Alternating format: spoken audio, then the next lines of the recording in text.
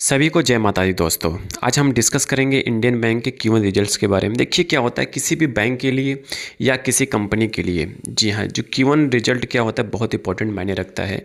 कहीं Q1 result अच्छा आता है तो बैंकिंग का जो शेयर है अच्छा परफॉर्म करता है आने वाले टाइम में। वहीं Q1 रिजल्ट गड़बड़ आता है तो नो डाउट वहाँ पे सेलिंग प्रेशर भी देखने को मिलता है।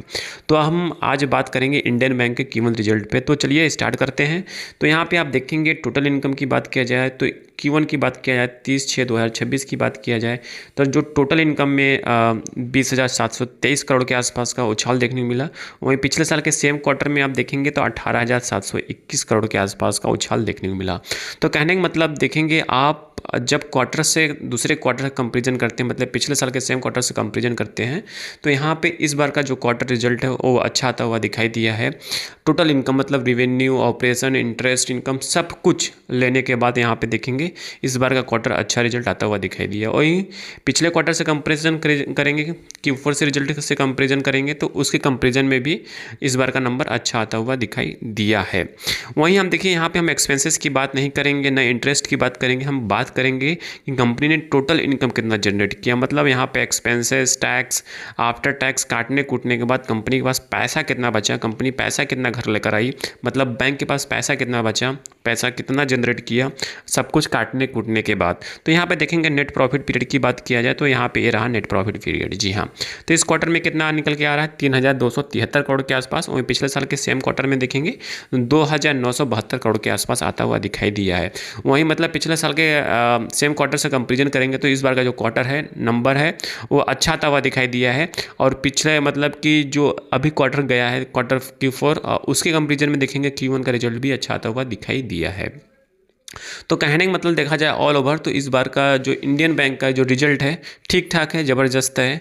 ठीक है, अब हम बात करते हैं NPA। देखिए क्या होता है किसी भी बैंकिंग स्टॉक के लिए NPA बहुत इंपॉर्टेंट होता है। जी हाँ, कहीं बैंक का NPA कम हुआ है पिछले क्वार्टर कंपेरिजन में तो आप उसे बहुत अच्छा मान सकते हैं, क्योंकि नॉन परफॉर्मिंग एसेट जो होता है जितना ही कम होता है, जितना कम होता चला जाता है बैंकिंग के लिए उतना ही अच्छा माना जाता है। क्यों अच्छा माना जाता है ये भी आप जान लीजिए। क्योंकि NPA क्या मतलब होता है, NPA होता है कि बैंक उस पर 1 रुपये भी नहीं कमा रही है, NPA बन चुका है। ठीक है, और जितना ही कम होगा तो उतना ही क्या होगा आपके बैंक के लिए उतना ही अच्छा होगा। ठीक है, तो यहाँ पे हम देखेंगे NPA रेशियो की बात किया जाए तो इस बार NPA देखेंगे बैंक का NPA कितना है तो वो देखेंगे तो कहीं वो NPA क्लियर हो जाता है, कहीं कम होता है पिछले क्वार्टर कंपेरिजन में। तो यहाँ पे देखेंगे ग्रॉस NPA की बात करें तो पिछला क्वार्टर Q4 से कंपेरिजन करेंगे तो 1.98 था, अब वो घट कितना हो गया 1.86, जो अपने आप में अच्छा है। और पिछले साल के सेम क्वार्टर से कंपेरिजन करेंगे तो पिछले साल के क्वार्टर में कितना था 3.01 था और इस बार कितना घट के हो गया 1.86। मतलब कि क्वार्टरली वाइज रिजल्ट देखो या NPA देखो, दोनों अच्छा है, अपने आप में ज़बरदस्त है। मतलब ऑल ओवर रिजल्ट फिर देखा जाए तो रिजल्ट कितना है गुड एंड गुड है, ज़बरदस्त आता हुआ दिखाई दिया है।